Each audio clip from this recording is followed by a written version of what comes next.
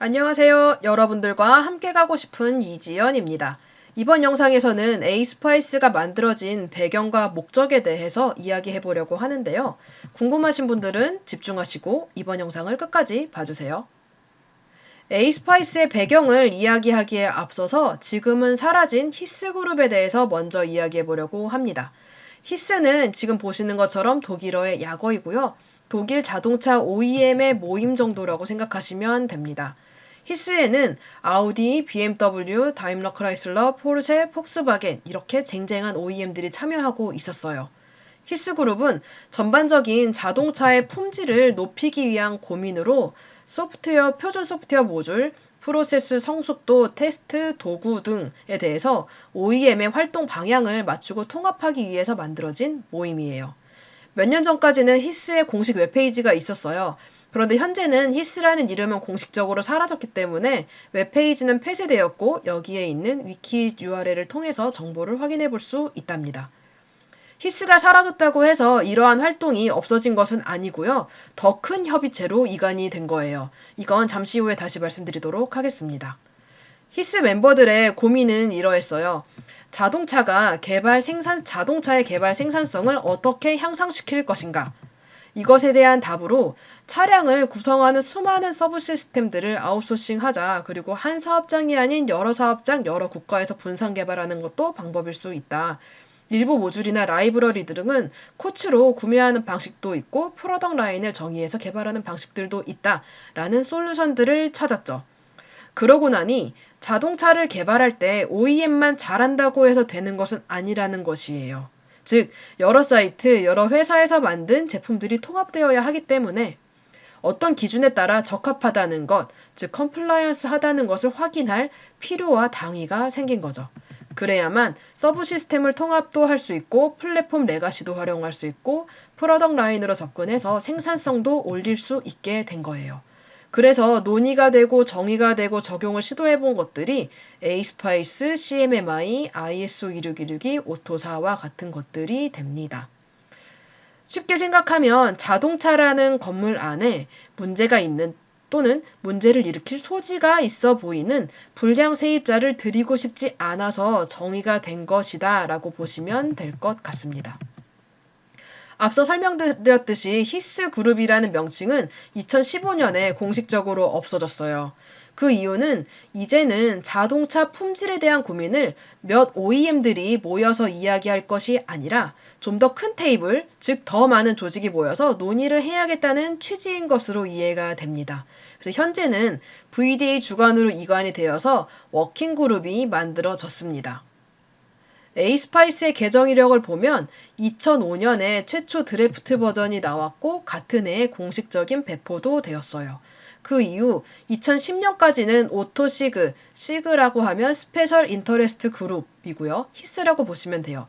2010년까지는 히스그룹 주관으로 해서 에이스파이스가 관리가 되었고 2015년부터는 VDA QMC 주관의 워킹그룹 13이 에이스파이스 개정을 관리하고 있습니다. 그리고 2015년부터는 에이스파이스의 버전도 2.2버전에서 3버전으로 메이저 버전도 바뀌었죠. 그동안의 과정을 보면 2005년에는 OEM이 협력업체에게 에이스파이스 적용을 고려하라라는 요청을 시작을 한 것으로 보이고요. 2007년부터는 일부 OEM이 실제로 일부 협력업체를 대상으로 에이스파이스 심사를 시작했고 2015년부터는 국내 협력업체에게도 에이스파이스를 요구하는 빈도가 확연히 증가되었다고 보여집니다. 자, 그렇다면 에이스파이스는 국제표준일까요? 에이스파이스 이름에서도 알 수 있듯이 ISO라는 게 붙어 있지 않죠? 때문에 국제표준은 아닙니다. 그러나 자동차 업계의 대표주자들, 큰 형님이라고 부를 수 있는 쟁쟁한 OEM들이 ISO를 기반으로 에이스파이스를 정의했고 이에 대해서 합의하고 꾸준히 활용하고 있기 때문에 산업계에 널리 통용되는 표준이라고 봐야지 됩니다. 에이스파이스의 풀네임은 오토모티브 소프트웨어 프로세스 임프루먼트 케이퍼빌리티 디터미네이션이에요. 즉 자동차의 소프트웨어 프로세스 개선을 하기 위한 역량을 결정하고 평가하기 위한 모델입니다. 그런데 자동차의 품질을 이야기할 때 소프트웨어만 놓고 이야기할 수는 없기 때문에 소프트웨어에 기반한 시스템 영역까지를 포함하고 있죠. 그래서 소프트웨어 대신에 시스템이라고 바뀌어서 불리우는 경우도 있기는 해요.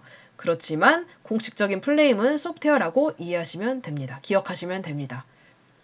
정리하면 에이스파이스는 유럽의 주요 OEM, 히스 멤버들이 ECU 개발 부품 업체의 프로세스 역량을 평가하기 위한 목적으로 2005년에 최초 정의되었고 2015년에는 VDA로 이관되면서 ISO 330 시리즈를 기반으로 3.0이 배포되었습니다. 또한 유럽 OEM 중심으로 활용되는 산업계의 통용 표준이고 요 근래를 보면 비유럽권의 OEM들도 에이스파이스를 많이 요구하고 있습니다. 3.0이 배포된 이후에 과거 오랜 시간 동안 유지되었던 버전 2에서 3으로 넘어가기 위한 시간이 필요했고 이렇게 이관 기준이 정의되어 있었어요. 현재는 요 시기죠. 피리어드 3이에요. 때문에 지금 시점에서는 공식적인 이전 버전 때의 심사는 유효기간이 끝났고 3버전의 심사만 가능합니다. 즉 3.0, 3.1의 심사만 가능합니다. 그런데 만약 OEM이 버전 2.5 기준의 심사를 요구한다면 실제로 이런 경우가 있기도 해요. 이런 경우에는 OEM의 요구에 따르시면 됩니다. 에이스파이스 문서를 보면 지금 보시는 이러한 그림을 볼 수 있는데요. 이 그림은 에이스파이스가 의도한 바를 표현한 그림입니다. 제일 위에 있는 프로세스 평가 모델을 통해서 무엇을 해야 할지를 정의를 하고 그 다음에는 무슨 기법, 도구, 템플릿 등을 통해서 어떻게 수행할지를 정의를 하고 프로젝트에 맞춰서 조정하고 실제 수행을 해라 라고 이야기를 하고 있어요. 이 중에서 에이스파이스가 정의하고 있는 것은 제일 위에 있는 프로세스 모델입니다. 즉, 어떤 프로세스를 왜 해야 하는지, 그리고 무슨 활동을 해야 하고 그들 간의 관계는 어떠한지를 정의하고 있는 것이고, 이를 기반으로 해서 각 회사, 팀, 프로젝트는 이것을 어떻게 달성할 것인지를 기법, 도구, 템플릿, 지표, 업무 흐름과 권한 및 역량 등을 토대로 해서 어떻게 할 건지를 정의하고 실제 프로젝트에 맞춰서 조정하고 구축하고 수행해라 라는 의도입니다. 그리고 실제 수행을 하면서 필요한 활동들은 계속해서 보완을 해나가라 라고 기대를 하고 있습니다. 에이스파이스에서 정의한 프로세스 평가 모델은 이러한 그래프로 표현을 할 수가 있어요. 가로축은 각 프로세스의 영역이고요. 세로축은 각 프로세스의 역량 등급이에요. 그리고 에이스파이스의 평가 모델에 따라 가로축에 정의된 프로세스의 목적과 성과가 정의되어 있고요. 에이스파이스의 기반이 되는 ISO 33020에 따라서 세로축에 정의될 프로세스 역량 등급, 속성, 그리고 이것을 판단하기 위한 평가 기준들이 정의되어 있답니다. 지금까지 에이스파이스가 만들어진 배경과 목적에 대해서 설명을 드렸는데요. 이번 영상의 내용에 대해서 질문이 있으신 분들은 동영상에 댓글로 남겨주시거나 제 블로그에 오셔서 메모 게시판에 글을 남겨주셔도 되고요. 아래 보이는 회사의 이메일 주소로 메일을 보내주셔도 괜찮습니다. 다음 영상에서는 에이스파이스를 구성하는 각각의 프로세스 영역에 대해서 이야기 나눠보도록 하겠습니다. 다음 영상도 계속 보고 싶으신 분들은 구독을 눌러주시고요. 좋으셨다면 좋아요를 부탁드립니다. 오늘도 영상 봐주셔서 감사하고요. 다음에 또 뵙겠습니다.